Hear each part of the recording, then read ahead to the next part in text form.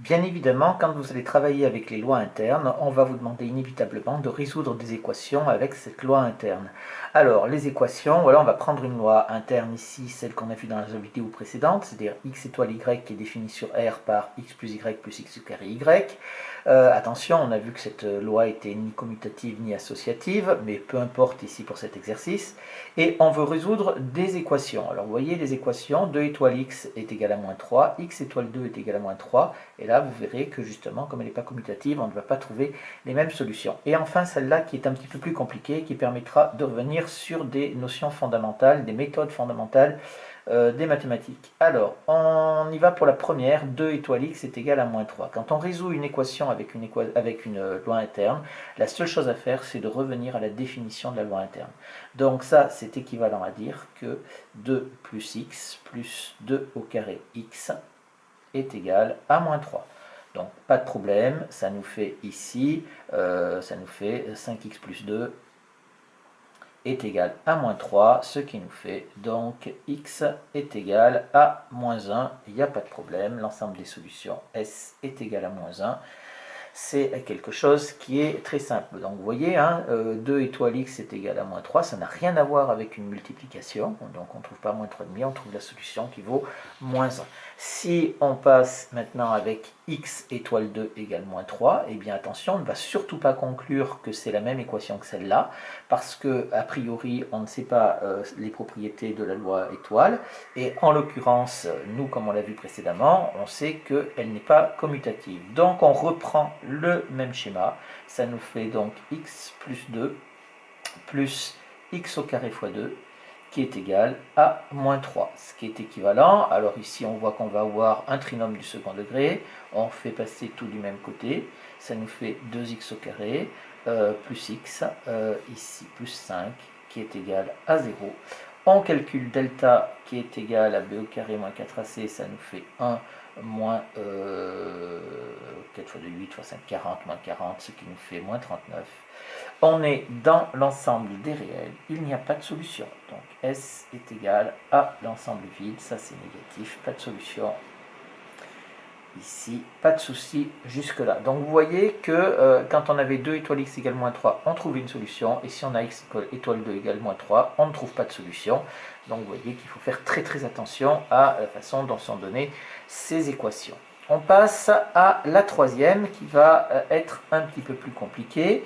Donc on dit c'est équivalent à dire que x plus x au carré x est égal à 3.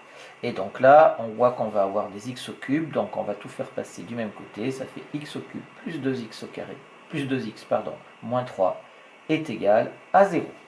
Et on tombe donc sur une équation du troisième degré que l'on ne sait pas résoudre avec les outils classiques. Donc en revanche, on voit qu'il y a une solution évidente, c'est-à-dire si je prends ici x égale 1, eh bien je vais avoir une solution évidente. Je rappelle que les solutions évidentes, c'est 0, 1, moins 1, 2, moins 2, éventuellement jusqu'à 3, moins 3, mais c'est beaucoup plus rare.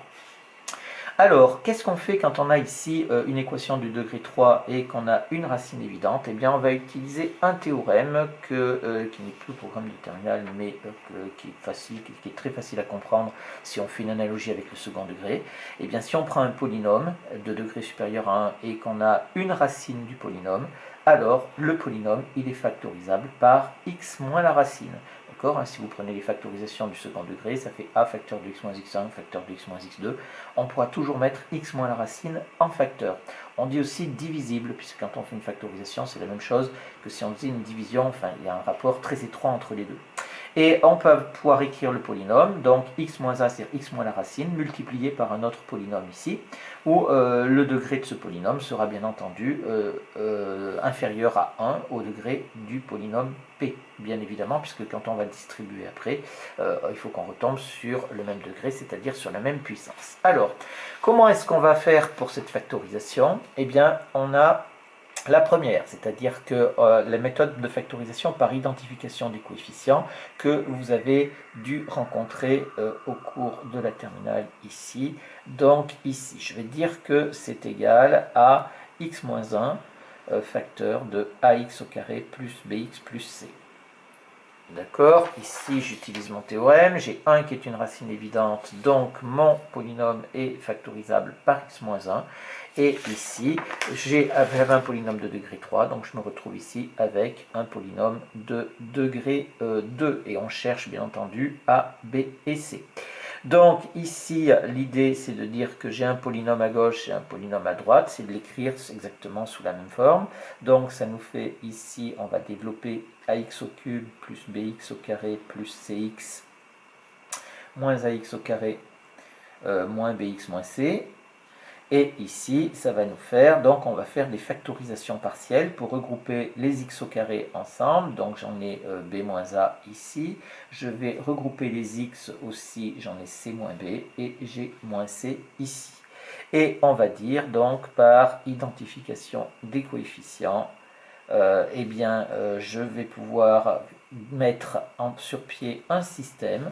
Ici, j'ai 4 coefficients, donc je vais les reconnaître. J'ai donc pour coefficient, j'ai A, j'ai B-A, j'ai C-B et j'ai moins C ici. Donc là, je vais avoir un système de 4 équations et je vais les identifier, c'est-à-dire les reconnaître avec le polynôme qui est de l'autre côté.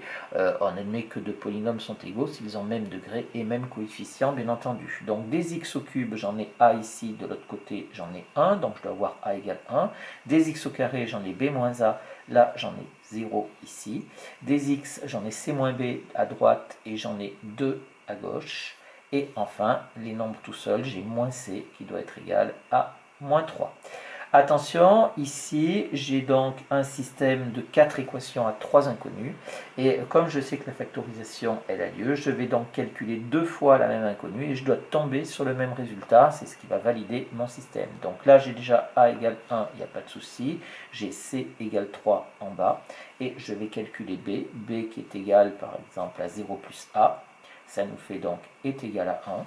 Et là, je vais calculer C, et ça nous fait est égal à B plus 2, ce qui me fait 2 plus 1, 1 plus 2, pardon, et ce qui me fait 3 également. Je trouve bien 2 fois 3 pour C, donc je vais pouvoir dire que x au cube plus 2x moins 3 est égal à x moins 1 facteur de ici ax au carré plus bx plus c, ça nous fait donc x au carré plus x plus 3.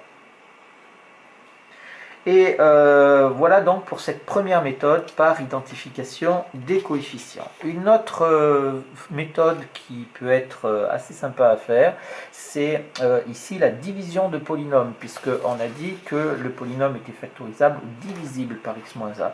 Eh bien, qu'est-ce qu'on va faire? On va poser purement et simplement ici la division 2x-3, et on va diviser, comme on faisait les divisions quand on était en primaire, et on va diviser ici par, je vais diviser par x-1, puisque je sais que c'est divisible par x-1.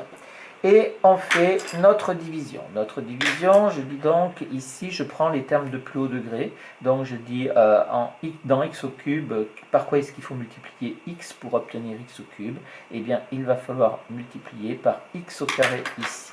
Et je vais donc soustraire ici, moins x au carré fois x, ça nous fait x au cube. X au carré fois moins 1, ça nous fait donc moins x au carré. Et je soustrais. Ici, ça va nous faire, il va nous rester quoi? Il va nous rester x au cube moins x au cube, ça va nous faire 0. Ensuite, les x au carré, j'en ai pas, moins x au carré, ça va nous faire plus x au carré.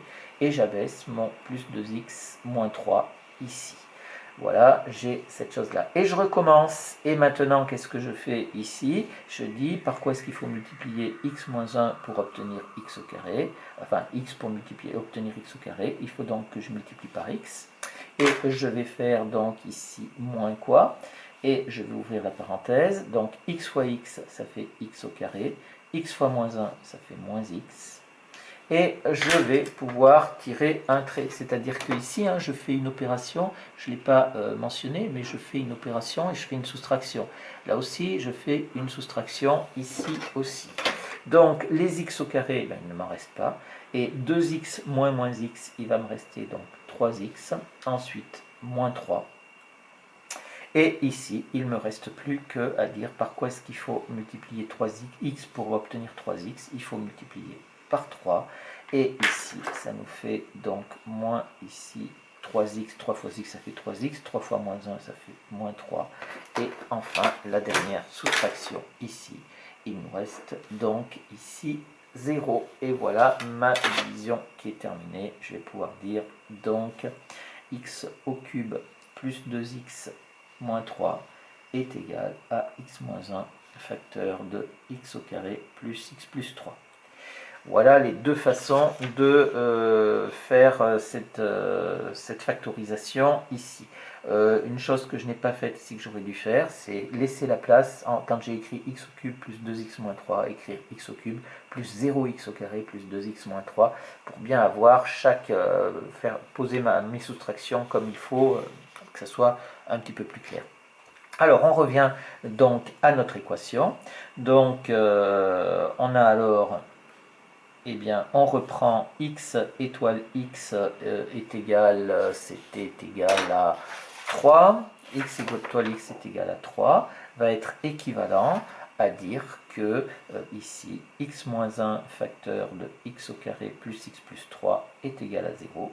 Et on retombe sur quelque chose que l'on sait faire. Ça nous fait donc x moins 1 est égal à 0, ou x au carré plus x plus 3 est égal à 0. Ici, ça nous fait x égale 1. Là, ici, on va calculer delta qui est égal à moins 11, donc négatif, il n'y a pas de solution. Et donc, l'ensemble des solutions, on a une seule solution qui est 1 ici.